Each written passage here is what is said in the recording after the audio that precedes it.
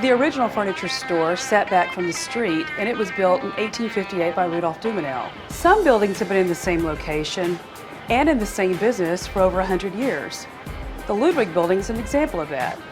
In the 1800s, Mr. Dumenil sold his store to C.J. Ludewig, and in 1929, Mr. Ludewig and his three sons built the brick and steel building that we're standing in today. With a steel skeleton housed in brick and pressed-in ceilings adorning the floors of hard rock maple. The building's foundation floats just underneath the floor to allow circulation to prevent condensation from building up. This building is typical of urban pre-Depression architecture in America. The most notable upgrade the building has had over the years is the hand-operated Otis elevator, and it's still used today. It transports furniture from upstairs to downstairs. Once the building was complete, the Ludewig family used this furniture store as their primary showroom.